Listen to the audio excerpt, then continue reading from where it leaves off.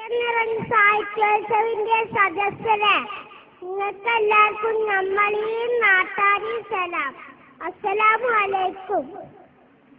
ലോകമൊട്ടുക്കും ഇന്ന് സാമ്പത്തിക മാന്ദ്യത്തിൽ കറങ്ങാണ്.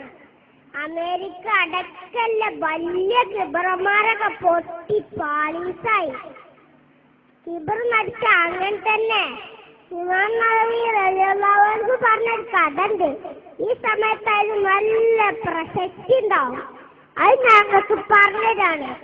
എന്താന്ന് വെച്ചാല് ഒരു വലിയ മുതലാളിന്റെ ഈ ലോകത്ത് വെച്ച് കിട്ടുന്നതിലൊക്കെ മുന്തിയത് മൂപ്പരത്തിന്റെ ഒരു പടുകൂറ്റ മണിമാളിക, അതിനൊക്കെ പൂന്തോപ്പ്. എന്തിനധികം പറയണം, ആരും മോഹിക്കുന്ന ഒരു കെട്ടിയോളും. ഇങ്ങാണ് രസം. ഒരു ദിവസം മട്ടുപ്പാവിലിരുന്ന് ഇയാൾ ഭാര്യയുമായി ഇങ്ങനെ കുത്തർക്കേനി. അപ്പോഴാണ് താഴ്ന്നൊരു വിളി, അയ്യോ വല്ലതും തരണേ, പാവമാണേ, വല്ലതും തരണേ. തന്റെ രസച്ചരട് മുറിച്ചു കളഞ്ഞ യാചകനോട് ഇയാൾക്ക് കലി കയറി. താഴെ നല്ലൊരു ഊട്ടിപ്പട്ടിന്റെ ഇയാൾ ഇറങ്ങി ചെന്ന ആ ഊട്ടിപ്പട്ടിന് ആ പാവം യാചകന്റെ കഴിച്ച വിട്ടു. പാവം ആ മനുഷ്യന്റെ കടിച്ചെടുത്തു പട്ടി. വേദന കൊണ്ട് അയാൾ തുണി കൂടെ സാറിന് മൂത്രയിച്ചിരിക്കണേ. പച്ച പാവല്ലേ. സംഗതി ഏതായാലും മുതലാളിന്റെ പെണ്ണുങ്ങളെ നല്ലോളേത്. ഓള് പറഞ്ഞു, ഇക്ക നിങ്ങളെന്താ കാട്ടിയത്? ആ സാധുവിനോട് മാപ്പ് ചോദിച്ചോളി. അയാൾ ദേഷ്യം കയറി പറഞ്ഞു, ഇക്കൊന്ന് പോകണ്ടെന്ന്. ഇക്ക് മാന്തിയതൊക്കെ ഞാനും കാട്ടും പറഞ്ഞു. ആ സമയത്ത് ആ പാവം യാചകൻ ഒരു മരച്ചട്ടിലിരുന്ന് കരഞ്ഞിങ്ങനെ പഠിച്ചവനോട് പരാതി പറയാണ്, അല്ല കൂട്ടരെ, നിങ്ങൾ മറന്നോ? ആക്രമിക്കപ്പെട്ടവന്റെ പ്രാർത്ഥന പടച്ചോ കടുപ്പം കേൾക്കുമെന്ന് ഞങ്ങളോട് കഴിഞ്ഞെല്ലാം പറഞ്ഞത്.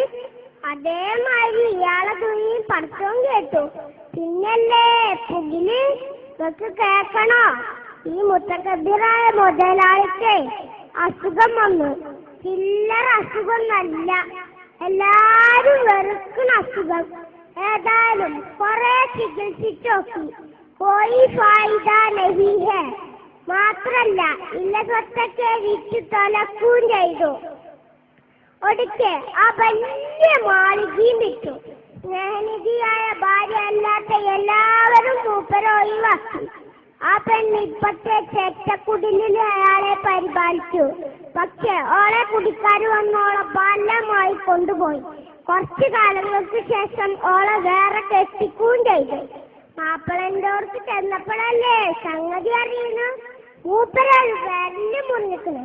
ഒടുക്കം പോക്ക് മനസ്സിലായി, ഇത് പഴയ യാചകനാണെന്ന്. ഇന്ന് ബടാ സമ്പന്നനായിക്കണ് ഇയാള്. അങ്ങനെ പുതിയണ്ണും പുതിയാപ്പളിയും സസുഖം കഴിഞ്ഞ് ഇങ്ങനെ ഇരിക്കേന്. അതിനിടക്ക് ഒരു ദിവസം പേരന്റെ മുറ്റത്തുനിന്നുണ്ട് ഒരു വിളി, അയ്യോ വല്ലതും തന്നെ, പാവമാണേ, ഇപ്പൊ ചാകുവേ. അതിൽ നല്ലവനായ മുതലാളി പറഞ്ഞു, എടി ആ പാവത്തിന് എന്തെങ്കിലും കൊടുത്താ നിങ്ങളോട് പറയുകയാണെങ്കിൽ. യാചകനെ കണ്ടേക്ക് പെണ്ണ് ബോധം കെട്ടത് വീണു. അല്ലാ, എന്താ കാരണം എന്നറിയോ? അതോളെ പഴയ ഭർത്താവേനി. എങ്ങനെയുണ്ട് ചങ്ങായിമാരെ? അതുകൊണ്ട് ആരും കിബർ കാട്ടണ്ട, പാവങ്ങളെ കണ്ടില്ലെന്ന് നടിക്കണ്ട. മേലെ ഒറ്റനുണ്ട്, മറക്കേട്ടോ. ഇതാണിക്ക് ബുഷിനോടും ടോണി ബ്ലെയറിനോടും എല്ലാ ലോക തെമ്മാടികളോടും പറയാനുള്ളത്. നിങ്ങളെ സാമ്രാജ്യത്തെ 8 നിലയിൽ പൊട്ടിയതിന്റെ മെയിൻ കേസ് ഇതാണ്. ഞാൻ നിർത്താന്. അസ്സലാമു അലൈക്കും.